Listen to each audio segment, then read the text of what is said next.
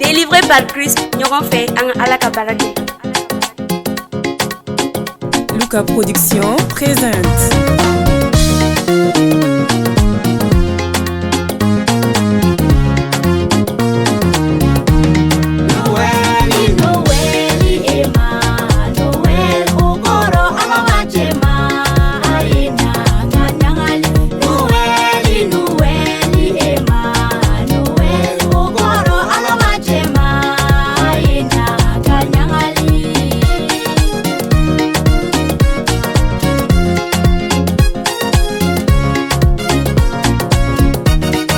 Kiraw ya foko ko kisi bana bang dielo kira ya kuma da fala kisi ba bangina no elido kiraw ya foko ko kisi bana bang dielo kira ya kuma da fala Yesu bangina no elido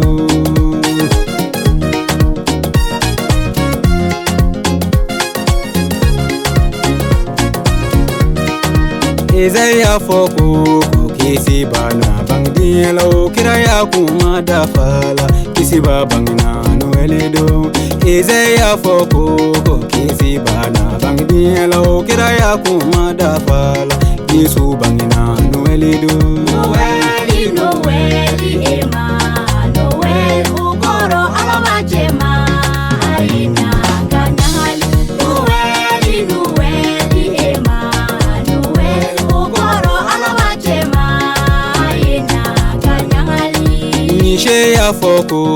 kisi bana bang dielo kira ya kuma da fala kisi ba bangina no elido Mishe ya foko kisi bana bang dielo kira ya kuma da fala kisi ba bangina no elido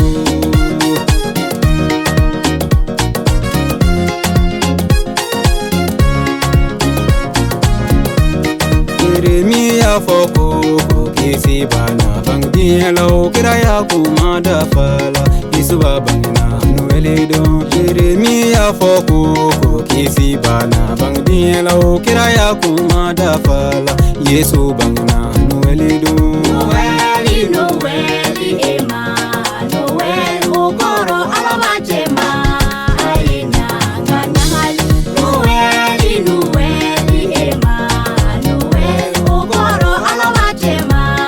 aina kanyahali Yesu bangina tuma mina meleke do jikina ka kibaro duma fosa ga genau ye kisi badirama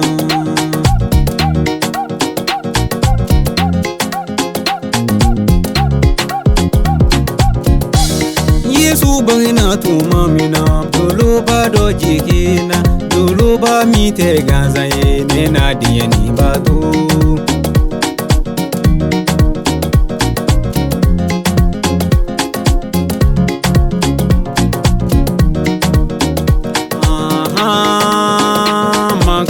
Makambora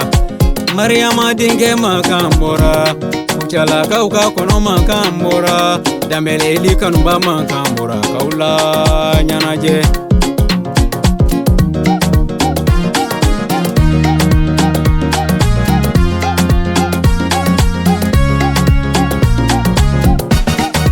Nikira ya kuma dafara kisiba bangina nuelido Nikira ya kuma dafara kisiba bangina nuelido Nikira ya kuma dafara Yesu bangina nueliduna Nikira ya kuma dafara kisiba bangina nueliduna Yesu bangina nueliduna Kisiba bangina